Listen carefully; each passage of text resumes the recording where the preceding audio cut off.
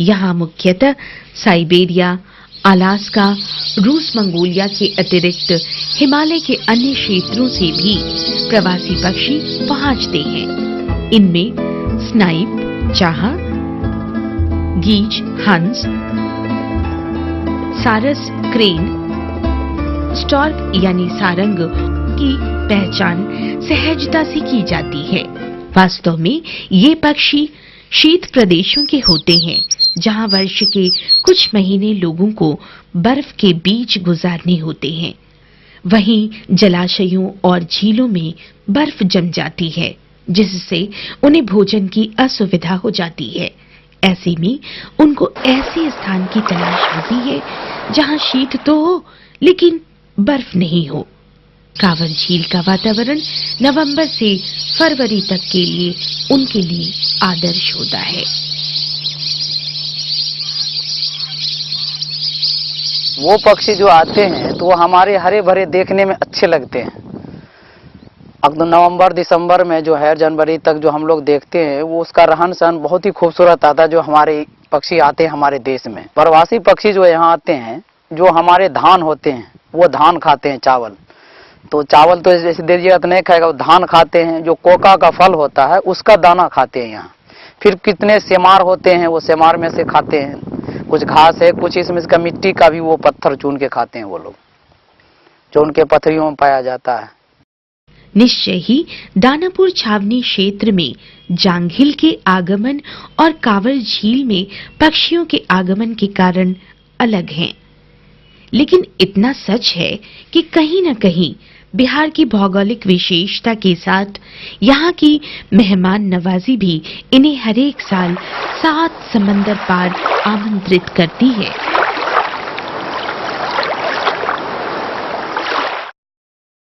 इसी मेहमान नवाजी का प्रमाण है वैशाली जिले का सलीम अली जुब्बा साहनी पक्षी आश्रयणी। पातेपुर प्रखंड के बरेला गांव के पास अस्थायी रूप से जल प्लावित 3168 एकड़ क्षेत्रफल और स्थायी रूप से 490 एकड़ भूमि में फैले जलाशय को बिहार सरकार द्वारा विश्व विख्यात पक्षी विज्ञानी सलीम अली और स्वतंत्रता सेनानी जुब्बा साहनी की स्मृति में सलीम अली जुब्बा साहनी पक्षी आश्रयणी घोषित किया गया। इस झील में और झील के आसपास छोटे छोटे कीड़े मकोड़े का प्राकृतिक आवास है, जो प्रवासी पक्षियों का मनपसंद भोजन है। यहाँ सफेद चोंच वाले किंगफिशर, पेनीकनप, पाई जैसे पक्षी आते हैं। नून नदी से बूढ़ी गंडक तक बहता इस पक्षी आश्रयणी का शुद्ध जल भी पक्षियों को बार बार आमंत्रित करता है। ऐसे ही आमंत्रित करने वाला स्थान है पावापुरी, बिहार की खूबसूरती और पवित्रता का प्रतीक। यहाँ का जल मंदिर दुनिया भर के पर्यटकों को आकर्षित करता है।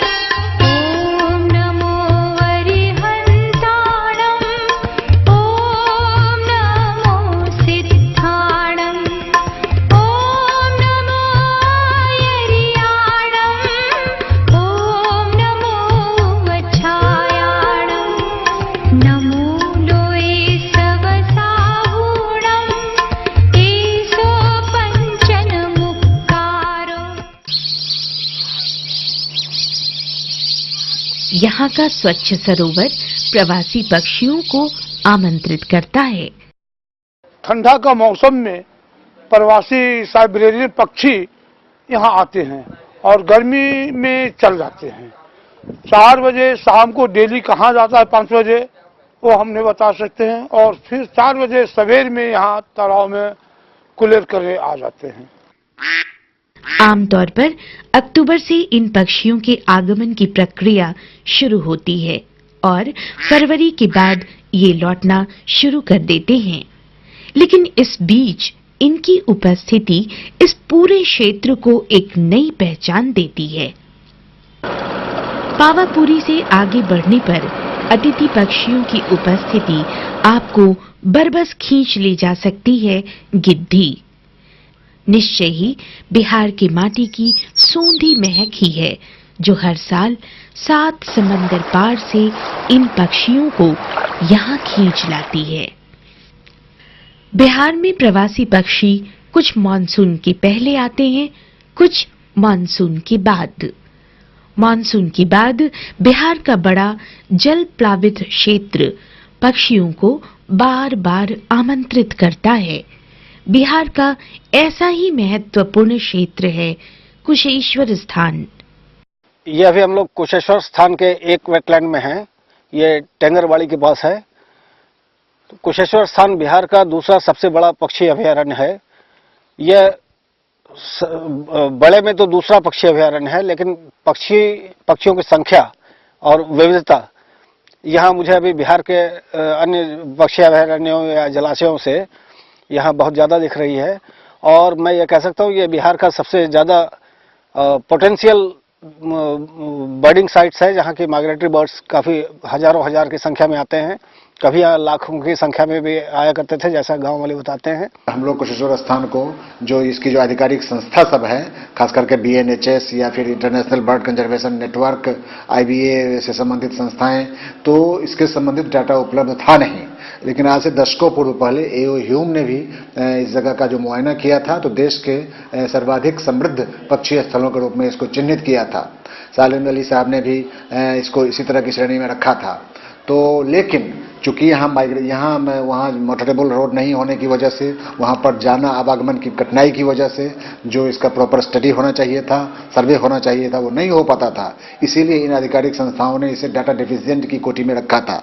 लेकिन अभी IBCN का जो प्रोग्राम चल रहा है, खास करके एशियन वाटर बर्ड सेंसस, जो देश के विभिन्न भागों में पहले चलता था, उससे हम लोग छूट जाते थे, लेकिन अभी 3 साल से ये सेंसस हो रहा है। कुशेश्वर स्थान प्रखंड के 14 गांवों के कुल 7019 एकड़ क्षेत्र बरसात के बाद महीनों तक जल प्लावित रहते हैं।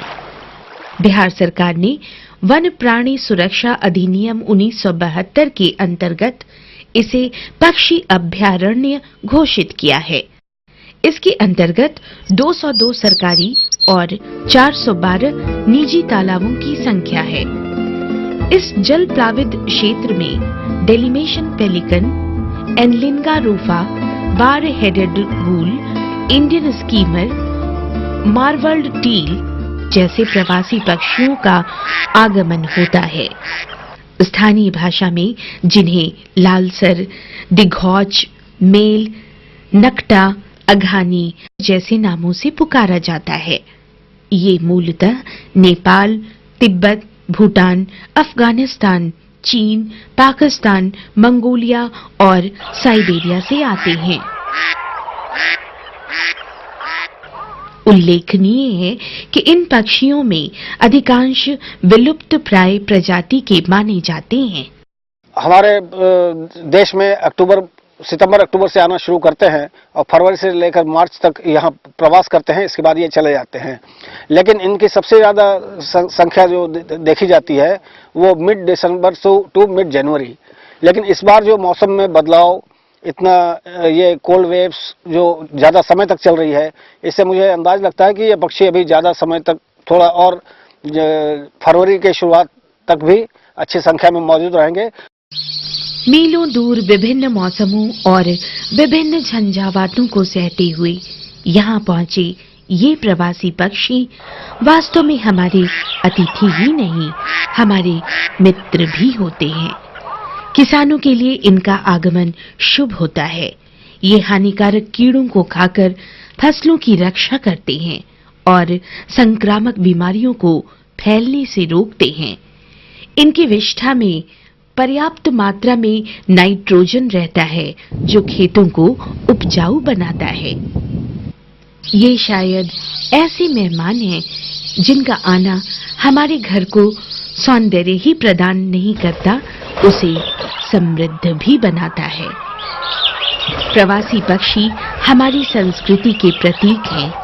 इनका आगमन हमारे आतिथ्य को गौरवान्वित करता है। जरूरत है इनकी रक्षा की और इनके संरक्षण की। हमने हमेशा माना है अतिथि देवो भव। इनकी सुखद वापसी हमारी जवाबदेही है ताकि ये फिर अगले मौसम में लौट सकें और इनके साथ लौटे हमारी जिंदगी में सौंदर्य और समृद्धि। पंछी नदियाँ